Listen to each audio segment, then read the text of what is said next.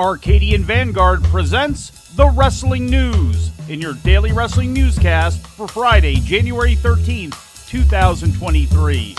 Good morning, I'm Mike Sempervive. We begin with more on the potential sale of World Wrestling Entertainment, including a possible merger with All Elite Wrestling. Tony Khan and his father Shad Khan, owners of AEW, are said to be interested in buying WWE, according to a story broken yesterday by Barron's.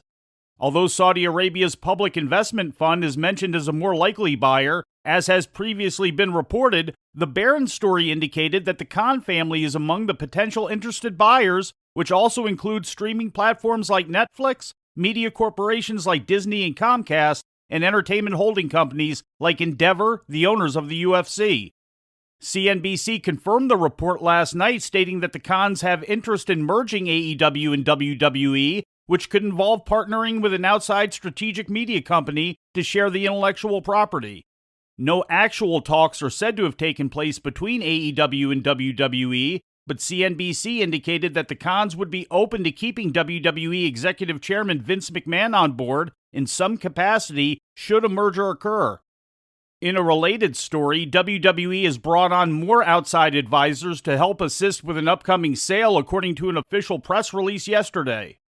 The company has hired the Rain Group as a financial advisor, Kirkland & Ellis LLP as legal advisors, and August LLC as a strategic communication advisor. WWE has also hired financial services company JP Morgan earlier this week to facilitate potential sales talks. In more AEW news, Dax Harwood made a statement on his podcast regarding the future of FTR.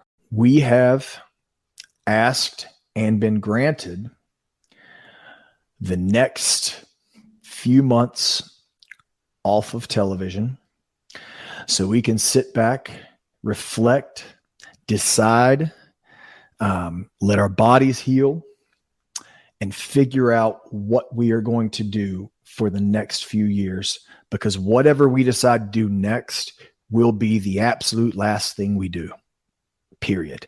As far as wrestling, I don't see myself, after I'm done with whatever we're going to decide next, I don't see myself in 5 years going on the independence and wrestling independence.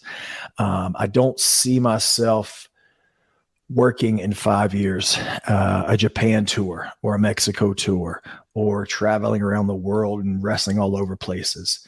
That's why these next few months are the most important few months for us. By April, at least, at most, we will have an answer. FTR's request for time off comes after losing their Ring of Honor, AAA, and IWGP World Tag Team titles, as well as losing to the Gunn Brothers and AEW World Tag Team Champions The Acclaimed in their last two Dynamite appearances, all in the last month. Their current AEW contract is set to expire in April, but that time may be extended due to their taking time off. In ratings news, AEW Dynamite last Wednesday drew its largest overall audience since the October 26th episode, and its highest rating in the key 18 to 49-year-old demographic since September 28th. A total of 967,000 viewers tuned in to watch live on TBS, up nearly 12% from last week's 864,000, according to Showbuzz Daily. The key demo rating was .33, up more than 25% from last week's .26, according to WrestleNomics. The episode ranked number 3 for the week in the cable top 150 in the key demo, up from number 4 the last week. The episode ranked number 3 for the week on the cable top 150 in the key demo, up from number 4 last week. According to Post Wrestling's John Pollock, Dynamite averaged 78,000 English-language viewers and 44,000 in the 25 to 54-year-old demographic on TSN2, finishing just outside the top 10 sports programs for the night. NXT's New Year's Evil episode last Tuesday night drew 700,000 viewers to the USA Network, according to Showbuzz Daily. That's up over 7% from the audience of 653,000 that tuned in for the first live episode of 2023 last week.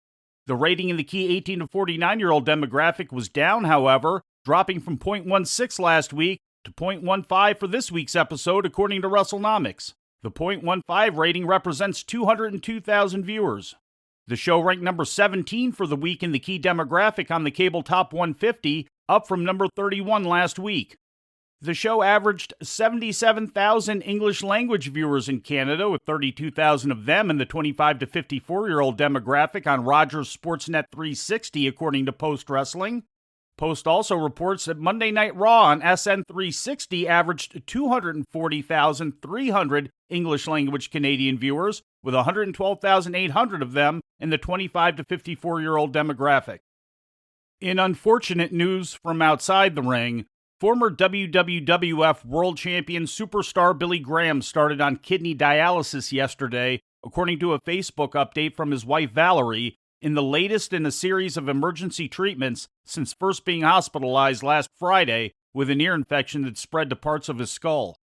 Graham, real name Wayne Coleman, went into cardiac arrest during an ICU procedure last Tuesday, leading to a significant decrease in kidney function.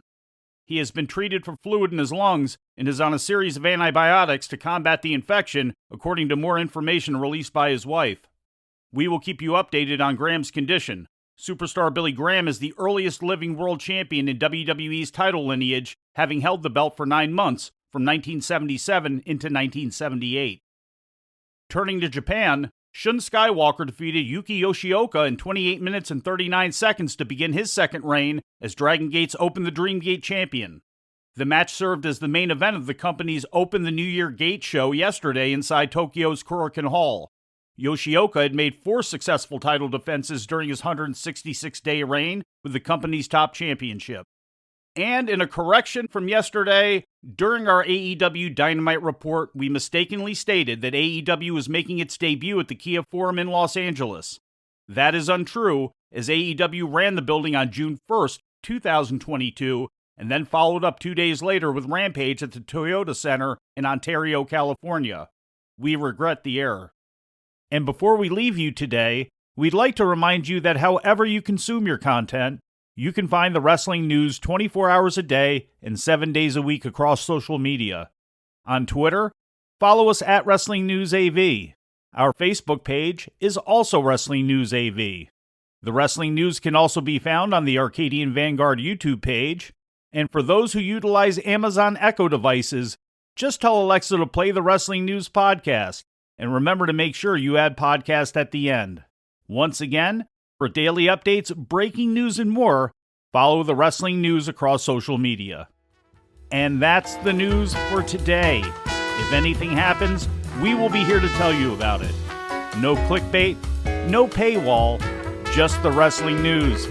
The Wrestling News is a division of Arcadian Vanguard, and the Wrestling Newscast is a production of the Arcadian Vanguard Podcast Network.